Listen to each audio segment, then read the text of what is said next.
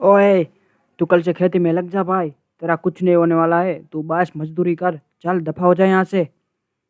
सरदार उत्तम सिंह जी के हाथ में अपने बेटे का स्कूल का रिजल्ट था और मन में गुस्सा, क्योंकि वो सब में एक साथ नापास होकर आए थे। करम भी अपने पिता को कुछ न सुने दे वैसे चलते चलते बोल रहे थे।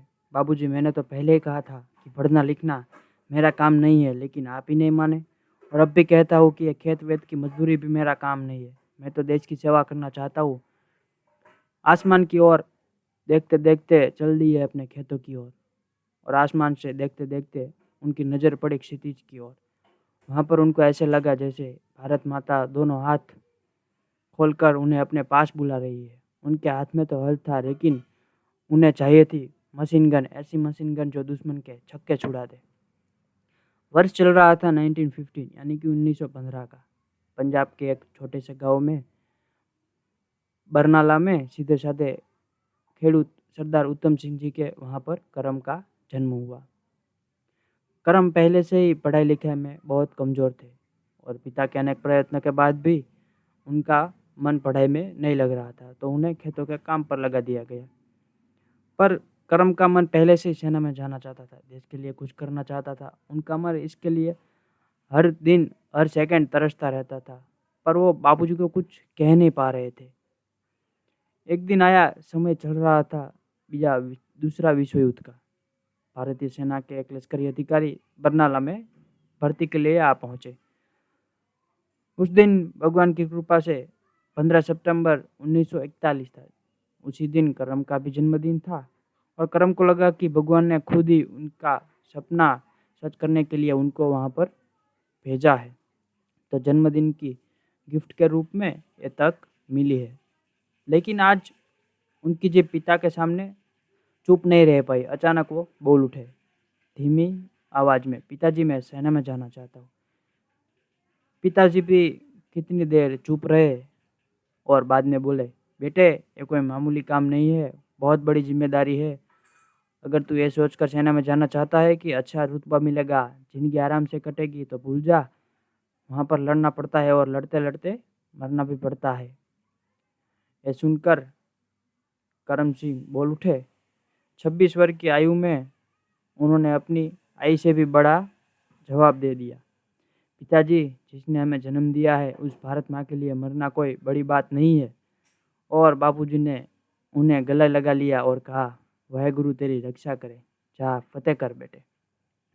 और करम सिंह जी उसी दिन से सेना में भर्ती हो गए, और गांव का एक आवारा जो इधर उधर भटकता रहता था, वैसा करम अब सिपाही करम सिंह बन गया था। और प्रगति के एक एक शिखर सर करके भारत माँ की सेवा करते करते मात्र 6 साल में वो लांस नायक करम सिंह बन गए। साल आई 1948, 1948 की। एक तरफ दूसरा विश्व युद्ध शांत हो चुका था, भारत पाकिस्तान आज़ाद हो चुके थे, और 1 साल भी नहीं हुआ था। अभी 1 साल पहले ही बड़गांव में मेजर सोमनाथ शर्मा के साथ हुई युद्ध में पाकिस्तान को तगड़ी हार मिली थी, लेकिन वो पिछड़ने का नाम ही नहीं ले रहे थे। एक के बाद हमला करना चाहते, कश्मीर को अपना अब्बा का माल समझ बैठे थे। वैसे ही कश्मीर के तिथवाल और रिचमार सेक्टर पर उनकी नज़र पड़ी थी और उन पर कब्जा जमाना चाहते थे। पाकिस्तान ने कश्मीर को अपने कब्जे में करने की पूरी तैयारी कर रखी थी। एक कट्टर ऑफिसर था, वो अपने टुकड़ी को आदेश दे रहा था, जवानों, एक बात ध्यान में रहे, चाहे कुछ भी हो जाए, हमें कश्मीर पर कब्जा करना है। 2 दिन बाद ईद है, उस दिन हम भारत पर हमला करेंगे। पहले तिथवाल को घेरेंगे, बाद में श्रीनगर घाटी पर कब्जा करते हुए आगे जाएंगे। इंशाअल्लाह कश्मीर लेकर यहाँ से लौटेंगे और जश्न मनाएंगे। आमीन। पूरी जौहरी टुकड़ी थी, वह बोल उठी। तारीख आई 13 अक्टूबर 1948। उसी दिन पाकिस्तान की सेना ने भारत पर हमला कर दिया। तिथवाल को कब्जा करने के लिए पाकिस्तान की सेना पूरी ताकत से पड़ी। भारतीय सेना ने भी अब इस तरफ से तात्कालिक ऑर्डर जाहिर करने शुरू कर दिए, और भारतीय सैनिक भी अपनी हिम्मत जुटाकर हाथ में मशीन गन लेकर भारत माँ को बचाने के लिए मैदान पर उतर पड़े। उस वक्त लांस नायक करम सिंह जी को एक चोटी पर पोस्ट संभालने की जवाबदारी दी गई थी। उनके साथ 3 और अन्य सैनिक भी थे। दुश्मन को हराने के लिए वो पूरी जी जान से लड़ रहे थे। तोप मोर्टार के धड़ाके हो रहे थे, जैसे पॉपकॉर्न चलते हैं वैसे गोलियां चल रही थी। भारतीय सैनिक भी पाकिस्तान सैनिक का मुंह तोड़ जवाब दे रहे थे। आखिर शाम होती चली गई। शाम के 6 बज गए। एक सिख रेजिमेंट टुकड़ी ने दुश्मन को छक्के छुड़ा दिए, एकदम ढीला कर कर रख दिया। गोलियों की रमझट अचानक शांत हो गई। जो बॉम्ब फेंक रहे थे वो भी अचानक शांत हो गए। भारतीय सेना में एक खुशी की लहर दौड़ गई।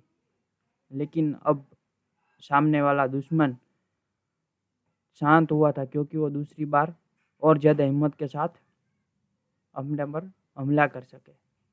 थोड़ी ही देर के बाद फिर से दुश्मनों ने तोप गोले बरसाने शुरू कर दिए।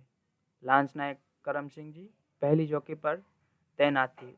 वहाँ से थोड़े ही अंतर पर दूसरी चौकी भी थी। वहाँ पर कई और सैनिक भी लड़ रहे थे। दुश्मन की तरफ से तोप मोर्टार की बारिशें हो रही थी और दुश्मन अब पूरी तैयारी कर आ गया था। फाइट एकदम जमने वाली थी। करम सिंह जी ने अपने टुकड़ी को आदेश दिया, जवानों अटैक, एक भी पाकिस्तानी बचना नहीं चाहिए।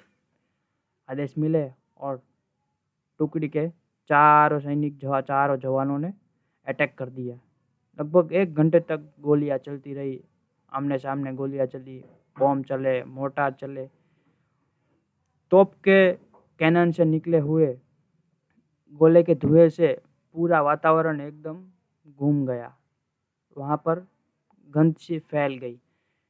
इस लड़ाई में करम सिंह जी के 2 सैनिक बहुत सख्ताई से घायल हो चुके थे। करम सिंह जी को भी लगा कि उनका एक हाथ अब काम नहीं कर रहा है, लेकिन उनके दिल में एक श्रद्धा थी, एक हिम्मत थी कि वो दूसरे हाथ से दुश्मन को हरा सकते हैं। 2 सैनिक घायल हो चुके थे।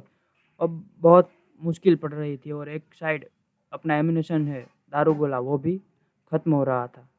करम सिंह जी ने सोचा दूसरी पोस्ट से एम्यूनेशन ले लेते हैं, लेकिन 2 पोस्टों के बीच में बहुत घमासान गोलियां चल रही थी, इसलिए उस गोलियों के बीच से एम्यूनेशन लाना बहुत मुश्किल लग रहा था और बचना भी शायद मुश्किल हो जाए। और शरीर में गोली लगने की वजह से 2 जवान बेहोश होकर पड़े थे। एम्यूनेशन सिर्फ नाम मात्र का रह गया था। संख्याबंद दुश्मन के सामने मात्र 2 सैनिक, एक लांस नायक करम सिंह जी और एक दूसरा जवान, सब जुनून पूर्वक लड़ रहे थे दुश्मन के साथ। वहाँ पर दुश्मन की बंदूक से एक गोली चली और आकर सीधे करम सिंह जी के शरीर में पैस गई। करम सिंह जी थोड़े दूर फेंकाए और नीचे गिरे। उनके शरीर में से लोही की धाराएं बह रही थी और दूसरा जवान था, वो दौड़ता हुआ करम सिंह जी के पास आया। सर आइए, मैं आपको यहाँ से दूर ले जाता हूँ। इतना उन्होंने पूरा बोलने भी नहीं दिया और जवान को बोला, जवान तू मेरी चिंता मत कर, मेरी जान से ज़्यादा है, चोटी कीमती है, इसे हाथ से मत जाने दे।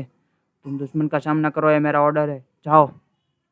सैनिक वापस चला गया और 2 गुने जुनून के साथ दुश्मन के साथ लड़ने लगा।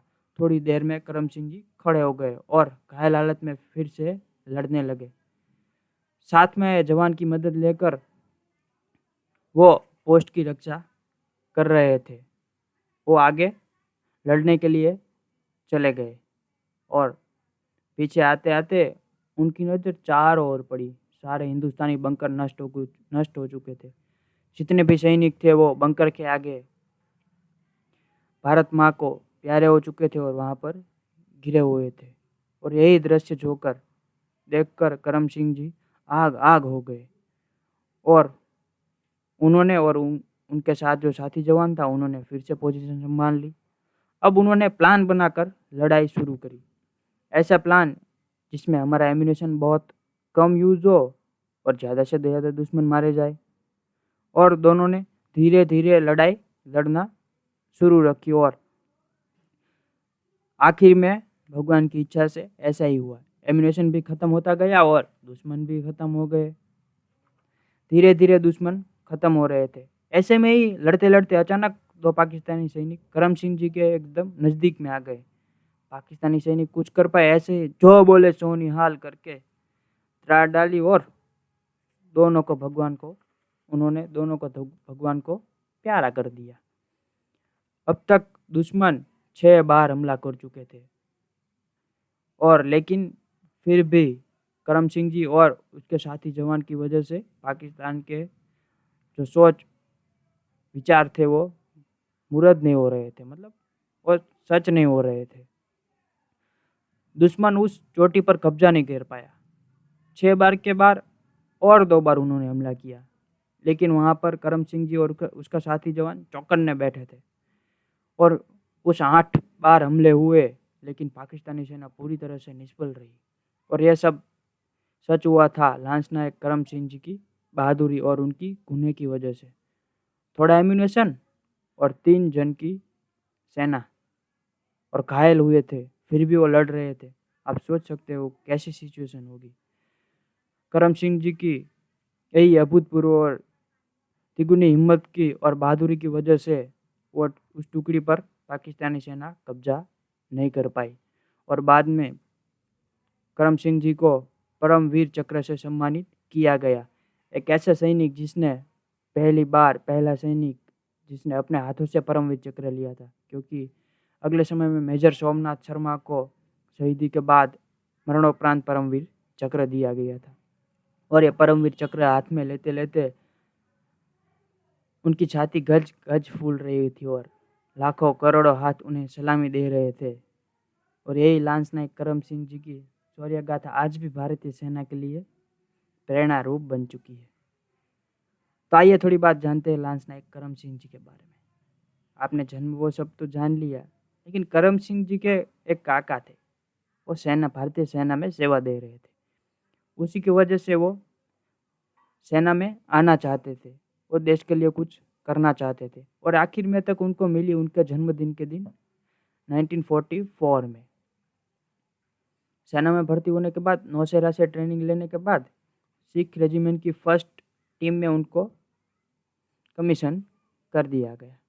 उसके बाद जब दूसरा विश्व युद्ध चल रहा था और भारत और जापान के बीच में युद्ध चल रहा था, तब अराकान सरहद पर सुरक्षा की बड़ी जिम्मेदारी उनको सौंपी गई और पूरा अराकान जो ऑपरेशन था उनकी जवाबदारी उनके कंधे पर रख दी गई।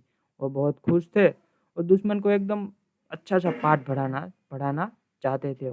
उसी में उन्होंने बुत्थीडॉक, अतिंसा बाइन और मणिपुर जैसी जो हमारी बॉर्डर्स है वहाँ पर जापानियों को बहुत अच्छे मजे चखाए थे, ऐसे कि दुश्मन सिर्फ उनके नाम से ही काँप जाता था। और उन्होंने अपनी टुकड़ी में शूरवीर की छाप बनाई थी। दूसरे विश्व युद्ध में ही बर्मा अभियान में भी उन्होंने बहुत शूरवीरता दिखाई थी और ऑपरेशन एडमिन बॉक्स की वजह से उन्हें मिलिट्री चंद्रक भी दिया गया था। बाद में तिथवाल युद्ध में 1948 में उन्हें परमवीर चक्र दिया गया और साथ में कैप्टन की पदवी भी दी गई। और रिटायर्ड होने के बाद वो अपने गांव चले गए और 1994 में 80 साल के बाद वो मानद कैप्टन करम सिंह जी का अपने गांव में अवसान हो गया। वो भारत माता को प्यारे हो गए। तो ये थी कहानी दूसरे परमवीर लांस नायक करम सिंह जी के बारे में। मैं मिलता हूँ आपसे अगला परमवीर के साथ। तब तक लिए जय हिंद, वंदे मातरम, इंकलाब जिंदाबाद, भारत माता की जय। चैनल को लाइक कीजिए, शेयर कीजिए और सब्सक्राइब करना मत भूलिए। आप हमारे पॉडकास्ट पे सुन सकते हैं, लिंक आपको डिस्क्रिप्शन में मिल जाएगा।